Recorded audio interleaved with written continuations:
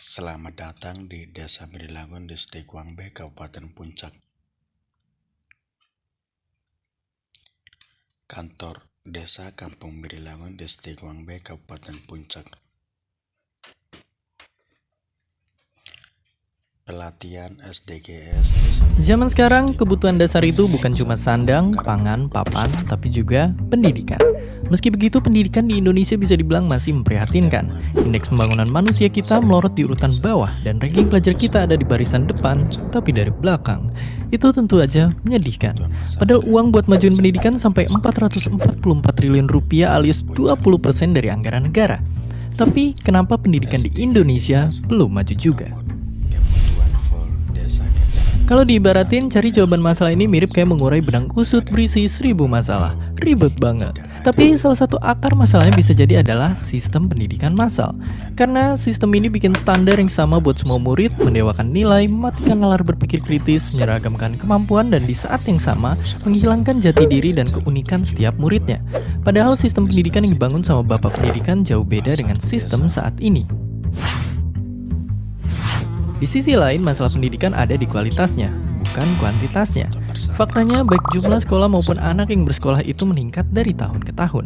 Namun itu nggak bikin pendidikan jadi oke, karena buktinya masih ada banyak sekolah yang belum sesuai standar dan kemampuan guru yang masih jauh dari harapan. Lantas, apakah kita membiarkan masalah ini begitu saja? Tentu saja tidak. Pendidikan harus kita perjuangkan, karena pendidikan adalah kunci kemajuan di masa depan.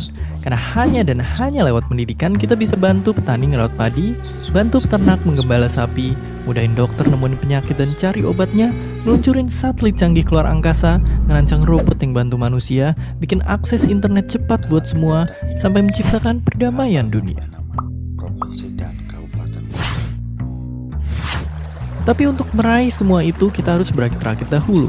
Semua dimulai dengan menganggap bahwa pendidikan itu hak segala bangsa.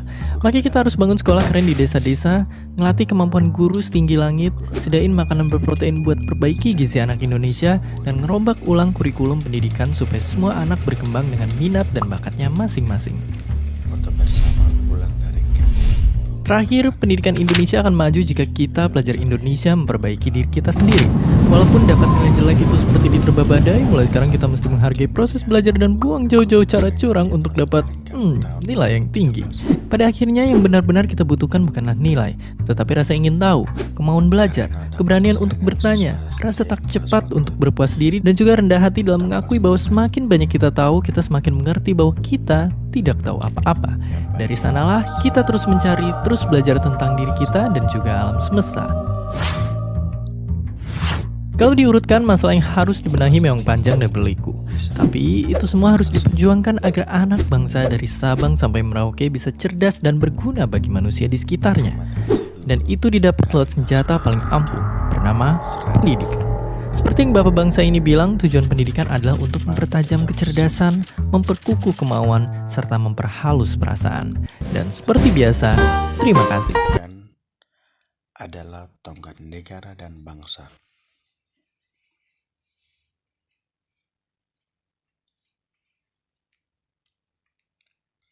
Ujian nasional tahun 2015-2016. Ujian nasional tahun 2017-2018.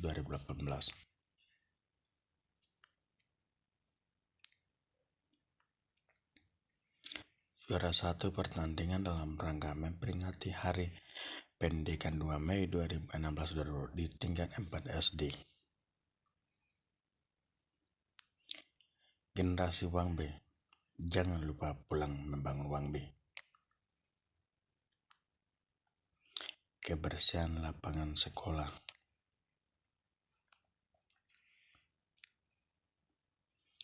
Merison Kumangkal. 11 Februari 2022, editor oleh Anak Kampung Abu Bakar. Wangginegin Sulamo, sekian dan terima kasih.